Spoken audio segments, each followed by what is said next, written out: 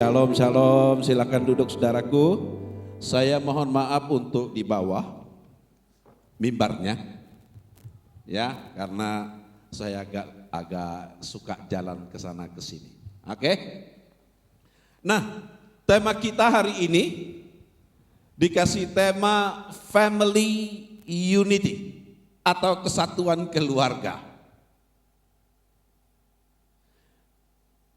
Kita hidup di zaman di mana keluarga itu bukan lagi menjadi tempat yang nyaman.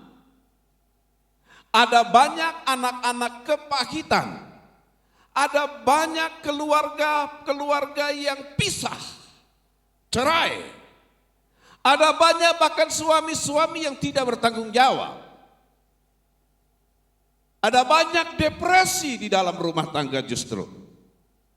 Saya akan mulai dengan sebuah cerita. Ada seorang sebuah keluarga yang mempunyai anak sudah cukup dewasa, ya, sudah tamat kuliah, sudah mulai kerja, dan sudah waktunya untuk menikah. Oke? Dia bawalah dia laki-laki, dia bawalah ceweknya ini kenalan sama orang tuanya. Sayangnya ketika kenalan, mamanya nggak setuju. Wah, kayaknya kurang cantik. Dia cari cewek yang lebih cantik, lebih berpendidikan, dan dia kenalkan, ini ke calonku, kata dia kan. Orangnya baik, ramah, lembut, cinta damai. Mamanya tetap enggak setuju. Wah, ini gimana caranya? Akhirnya dia cari cewek yang seksi, dia cari cewek yang lebih putih, rambutnya lebih glowing, mukanya glowing, anak orang kaya, anak tunggal, bapaknya sudah sakit jantung. Ya, dikenalkan sama mamanya, tetap mamanya enggak setuju. Akhirnya anaknya ini berdoa, Tuhan tunjukkan dong calonku biar cocok sama mama. Di tengah jalan dia ngelihat cewek percis sekali kayak mamanya. Rambutnya percis mamanya, cara jalannya, mukanya juga rada mirip-mirip. Wah, ini kayaknya pantas ini. Ya kan, diajak ngobrol, kenalan. Waktu ngobrol cara pikirnya percis kayak mamanya. Segeralah ceweknya ini dikenalkan sama keluarganya. Dibawa ke rumah. Dan terjadi masalah besar. Ternyata sekarang bapaknya yang gak setuju. Karena ternyata bapaknya penuh penderitaan waktu menikah sama mamanya. Makanya janganlah anak dari Pak, cukup gua aja, kata dia. Lu jangan deh, kata dia. Kita melihat dari cerita ini sebetulnya mengungkapkan betapa keluarga itu sangat tidak bisa dinikmati. Apakah kita menikmati keluarga kita? Saya mungkin, kenapa ini?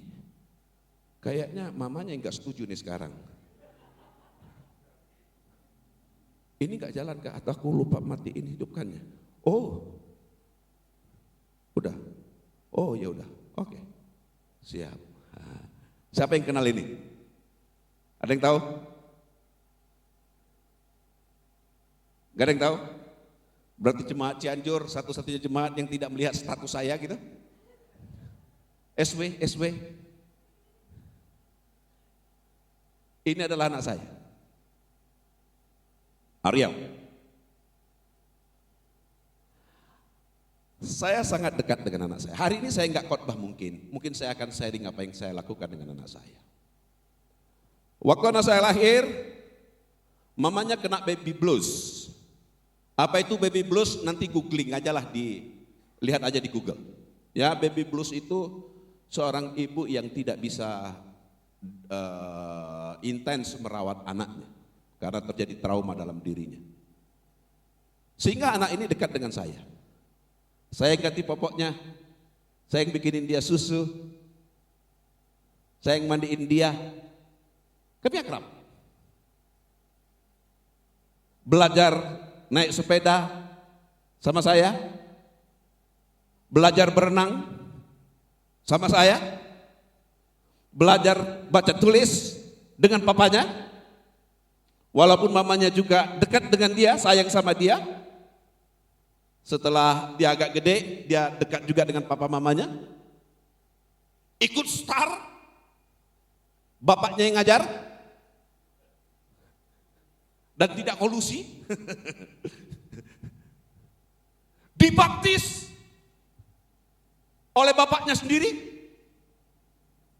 Berjam-jam kami berdiskusi tentang Alkitab dengan pola pikir yang panjang, sangat dekat.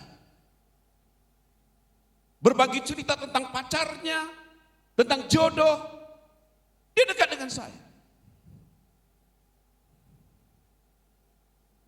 Rasanya baru sebentar saya saksikan di tempat ini bagaimana dia bisa masuk di 3 perguruan tinggi negeri.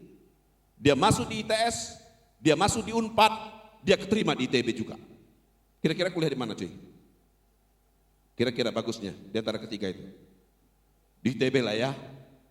Dan dia di ITB tamat dengan selesai dalam waktu 4 tahun.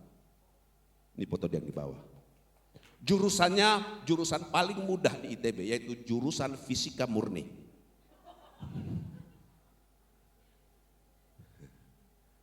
Jadi saya akan sharing hari ini. Saya melihat semuanya ini hanya karena kasih anugerah Tuhan dan ketaatan kami untuk hidup di dalam firman Tuhan. Oke? Sekarang saya tanya terlebih dahulu. Siapakah manusia pertama? Jawab. Yang kuat? Yakin? Yakin? Yakin?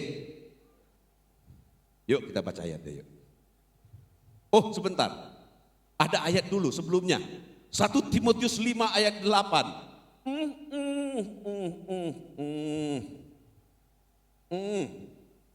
Kita baca kuat-kuat yuk, bareng-bareng ya. Pada hitungan ketiga, 1, tetapi ya, 1, 2, 3. Tetap, udah lapar? Yang semangat dong. Ayo semangat, baca yang kuat ya. 1, 2, 3. Tetapi jika ada seorang yang tidak memeliharakan sanak saudaranya, apalagi seisi rumahnya, orang itu murtad dan lebih buruk daripada orang yang tidak beriman.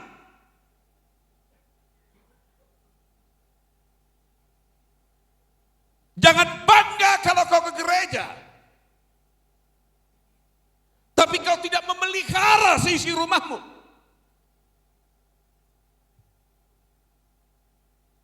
Kau bahkan disebut sebagai orang yang murtad dan lebih jelek daripada orang yang tidak beriman.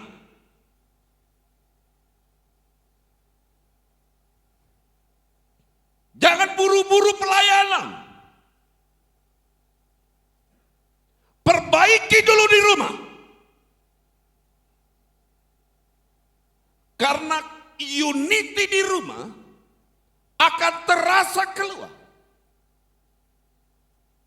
Setiap orang bertanggung jawab mengurus rumah tangganya. Suami wajib mengurus istri, istri wajib mengurus suami. Orang tua wajib memelihara anaknya, dan anak-anak wajib tunduk kepada orang tuanya. Di antara sesama saudara, hidup rukun, hidup di dalam unity, hidup di dalam kesatuan. Keluarga bukan tempat saing-saingan. Keluarga bukan tempat berantem.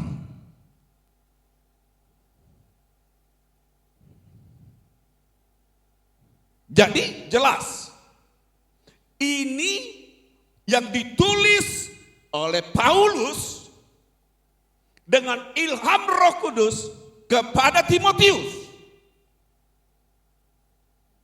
Makanya ayat ini 1 Timotius 5 ayat 8. Bukan 1 Nelmar 5 ayat 8. Dengan kata lain ini Tuhan yang berbicara kepada Anda dan kepada saya. Sudahkah kau pelihara keluargamu? Sudahkah kau pelihara sanak saudaramu? Bila belum, ini waktunya kita bertobat di hadapan Tuhan.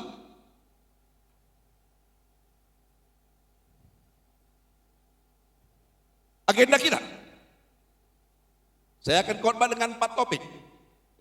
Covenant, grace, empowering, and intimacy.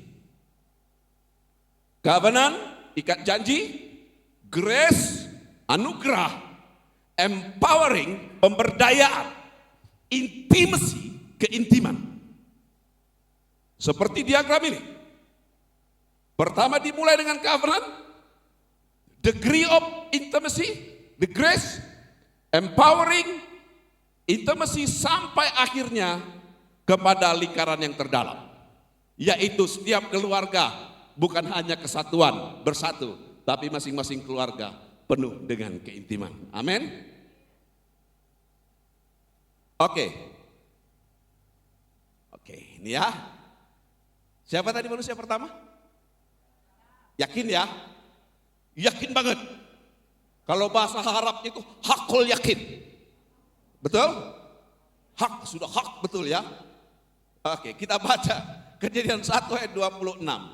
Berfirmanlah, wow, baiklah kita. Pelan-pelan dulu. Aku suka ayat ini. Waktu Allah menciptakan kambing, menciptakan sapi, menciptakan ayam, Tuhan berfirman kepada siapa? Kepada tanah. Berfirmanlah Allah, hendaklah tanah mengeluarkan semua binatang-binatang itu. Maka dari tanah itu keluar kambing, keluar sapi, keluar ular, keluar kecoa, keluar nonde. Keluar. Hendaklah tanah mengeluarkan tumbuh-tumbuhan. Maka tumbuh-tumbuhan keluar semua. Betul? Waktu Tuhan menciptakan ikan, Dia berfirman kepada air, hendaklah air mengeluarkan semua binatang merayap. Semua itu keluar. Cumi keluar, sotong keluar, ikan paus keluar, ikan capung keluar, ikan cakalang keluar, kabeh keluar. Makanya ikan gak bisa keluar dari air. Kalau keluar dari air, ikan itu akan mati. Makanya tumbuhan gak bisa lepas dari tanah. Kalau lepas dari tanah, mati. Makanya orang percaya juga nggak bisa terlepas dari Tuhan. Kalau kau terlepas dari Tuhan, kau itu seperti kuburan yang dilamur putih. Luarnya kelihatan elok, dalamnya kematian. Kita lanjut. Nggak bicara itu. Nanti yang kalau mau yang dalam-dalam kita ikut STAR. Kapan ikut STAR cuy? STAR kapan? Juni. Oke. Jangan enggak enak. Jangan mati dulu sebelum ikut STAR. Enggak enak ya. Oke, Kejadian 1:26. Berfirmanlah Allah, baiklah kita. Waktu menciptakan Anda dan saya, Allah berfirman dengan dirinya sendiri. Sehingga dari diri Allah itu keluar manusia. Makanya diciptakan manusia itu menurut gambar dan rupa Allah. Menjadikan manusia itu menurut gambar dan rupa kita. Keren.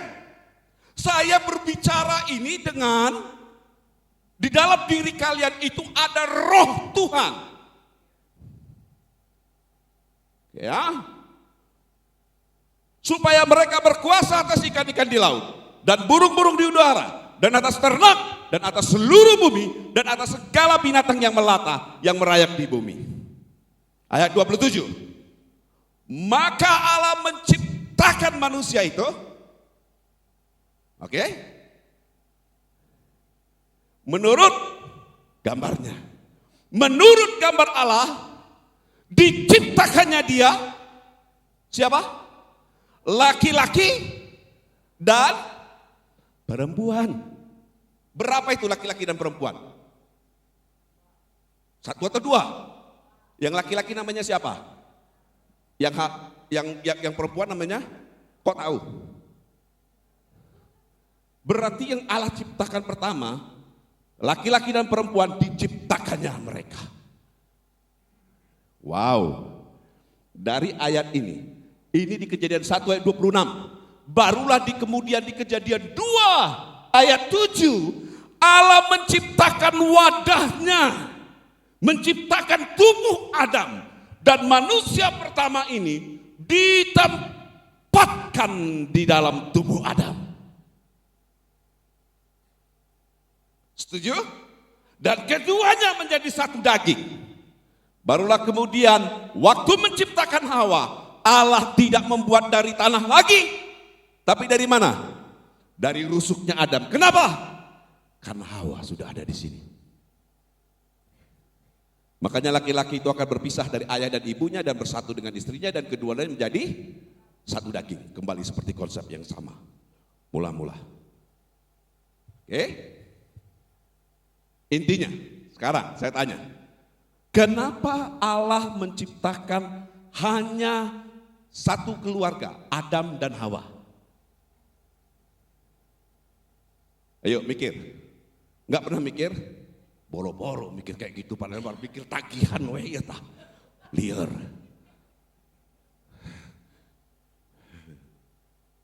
Kenapa? Bagi yang sudah menikah wajib bisa jawab. Kenapa Tuhan hanya menciptakan laki-laki dan perempuan? Cuma satu laki-laki, satu perempuan. Yang laki-laki nanti ronsen. Lihat, rusukmu itu ada berapa? Yang hilang berapa? Kalau rusukmu yang hilang satu, istrimu satu. Kalau rusukmu yang hilang dua, berarti istrimu dua. Kalau kau mau istri 7, copot 7. Biar kosong tuh perut. Dan Allah tidak menciptakan Adam dan Abdul. Adam dan Hawa. Dan tidak cuma ada Adam dan Hawa, nggak ada Siti, ada Nur Alisa, nggak ada. Makanya laki-laki itu akan menikah dengan satu perempuan. Mengapa cuma satu laki-laki dan satu perempuan? Pertanyaannya, bisakah pada waktu itu Allah langsung menciptakan 6 miliar manusia seperti sekarang? Bisa? Bisa, why not? Kenapa orang dari Tuhan Maha Kuasa? Tetapi yang menjadi pertanyaan, mengapa Allah tidak menciptakan 6 miliar manusia sekaligus?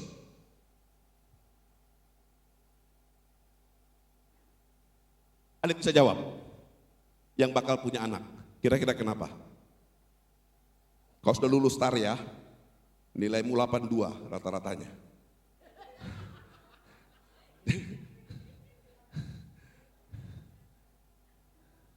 Ada yang bisa jawab? Kira-kira jawab cepat. Satu, pertama, Tuhan menginginkan atau Tuhan sedang mendesain satu grand design dalam kehidupan manusia, yaitu Tuhan menginginkan, rada bahasa Inggris ketiknya, civilization based on family. Peradaban manusia yang besar ini haruslah dimulai dan dibangun dari keluarga. Iblis ingin menghancurkan keluarga demi keluarga. Kalau keluargamu bobrok, pekerjaanmu pasti bobrok. Kalau keluargamu gagal, maka pelayananmu pasti akan gagal. Tapi kalau keluargamu kuat dan kokoh, maka pekerjaanmu akan kuat dan kokoh. Makanya ada banyak korupsi, karena kenapa? Karena dilahirkan dari orang-orang yang korupsi di rumah tangga. Mengapa di gereja banyak orang tersinggung? Karena di rumahnya dibangun budaya tersinggung. Kenapa di gereja banyak pertengkaran? Karena di rumah suka bertengkar.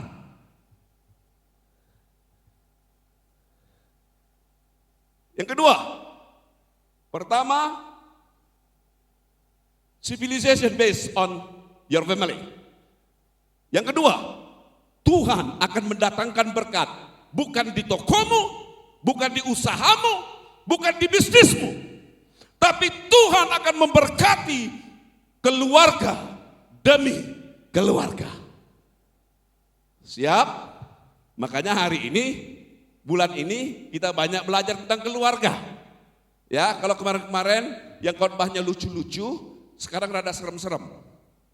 Ya. Oke. Keluarga tempat mencintai dan dicintai. Ini covenant.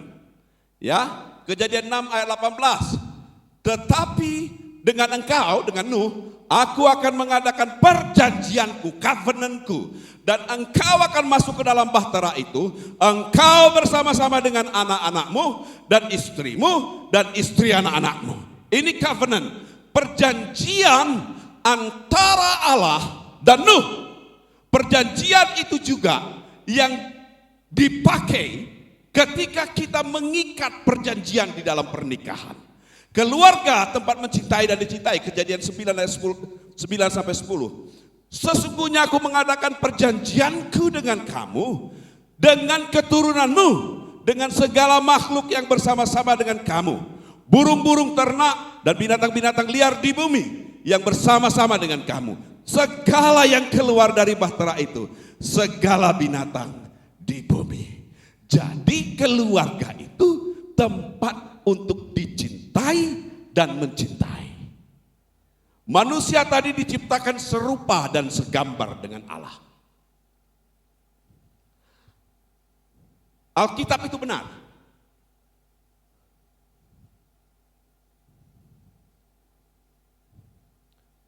Makanya kita mengenal Allah Tritunggal. Bapa, Putra, dan Roh Kudus. Oke? Karena manusia diciptakan serupa dan segambar dengan Allah, hakikatnya Allah itu, naturnya Allah itu, sifat-sifatnya Allah itu ada di dalam diri manusia. Bapa, Putra, dan Roh Kudus, mereka hidup di dalam satu kesatuan yang utuh. Bapa mengasihi Roh Kudus, Bapa mengasihi Yesus. Roh Kudus mengasihi Yesus, Roh Kudus mengasihi Bapa. Yesus mengasihi Bapa, Yesus mengasihi Roh Kudus. Oke?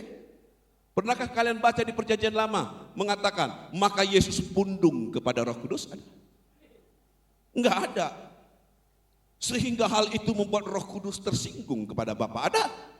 Enggak ada, kalian aja yang sering tersinggung. Ya. Mereka bersatu di dalam kasih. Kasih inilah yang harusnya kita lakukan di dalam rumah tangga kita. Kadang-kadang waktu di pranikah, konseling pranikah, saya tanya, mengapa kau pilih dia jadi suamimu? Ya, karena dia baik, karena dia mengerti aku. Terus karena chemistry-nya sama. Chemistry-nya sama. Ya memang manusia itu semua sama chemistry-nya. Ya, rantai karbon semua di tubuhnya ini. Kalau mau bahasa kimianya chemistry. Ya.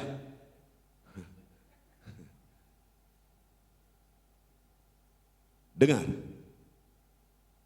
Kita adalah orang yang berdosa. Setuju? Siapa yang di sini tidak berdosa? Enggak ada. Semua berdosa. Karena kasihnya yang besar, Tuhan menerima Anda dan saya. Saya ini orang yang najis. Saya orang yang kotor. Saya orang yang berdosa. Saya orang yang terbuang. Saya orang yang harusnya dihukum oleh Tuhan. Tetapi karena kasihnya yang besar, diambilnya saya, dijadikan anaknya, dikuduskan oleh dia. Bukan karena saya hebat, tetapi karena kasih Allah yang besar. Kasih itu harus ada dalam diri kita. Kasih agape, kasih yang menerima pasangan kita apa adanya. Kasih tanpa syarat.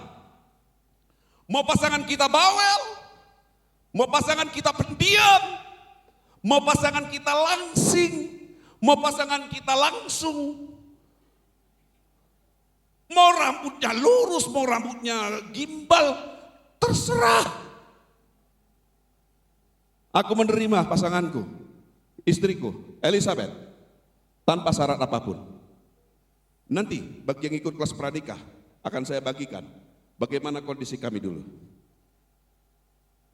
Saya, Elizabeth menerima saya tanpa syarat apapun juga. Oke? Jadi, covenant is a marriage.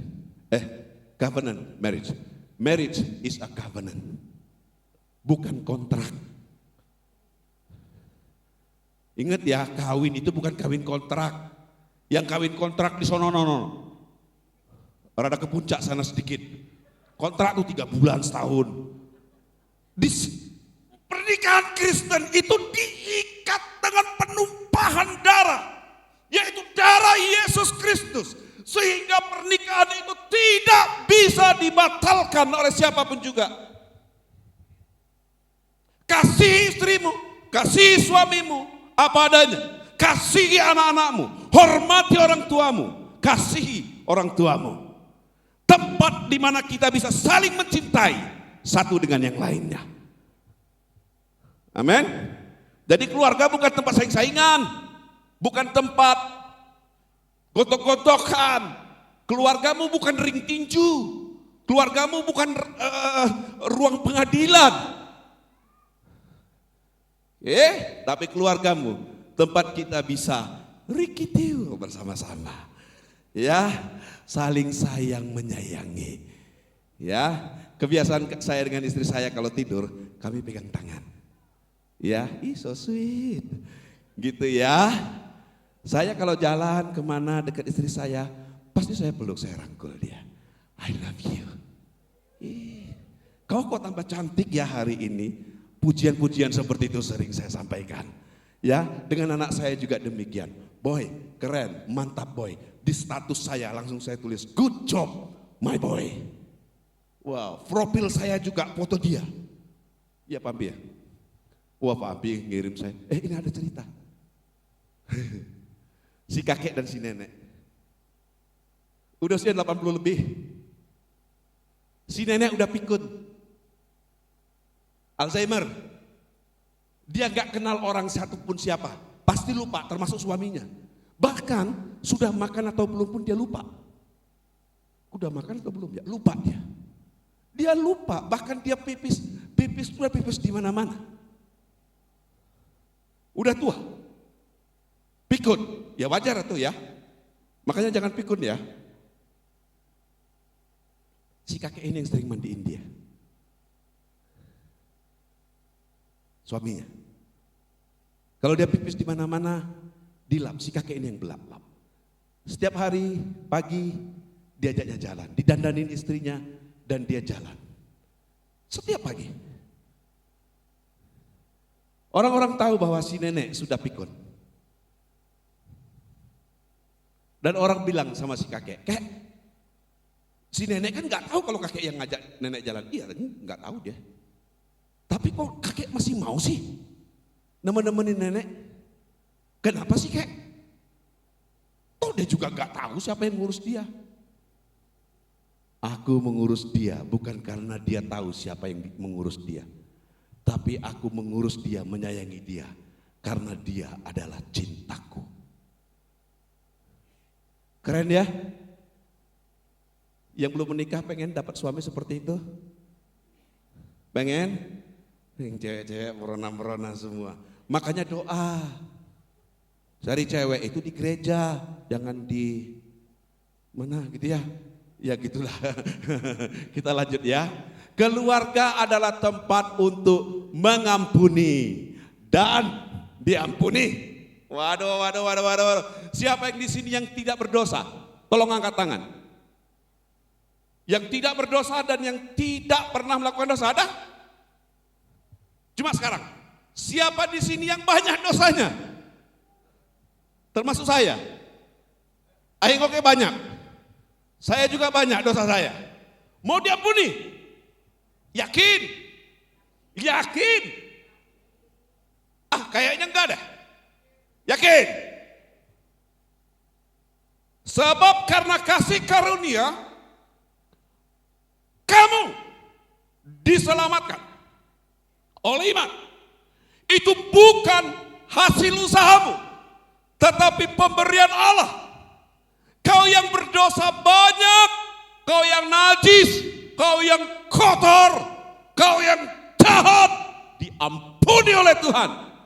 Bukan karena kau hebat, tetapi Yesus berkata, bila kau tidak mengampuni saudara-saudaramu, dosamu juga tidak diampuni. Siapa yang pengen dosanya diampuni? Bagaimana caranya? Ampuni saudara-saudaramu. Ampuni istrimu, ampuni suamimu, ampuni anak-anakmu, ampuni orang tuamu. Ampuni saudara-saudaramu yang lain. Bila kau belum melakukan itu, jangan harap Bapa di sorga akan mengampuni dosamu.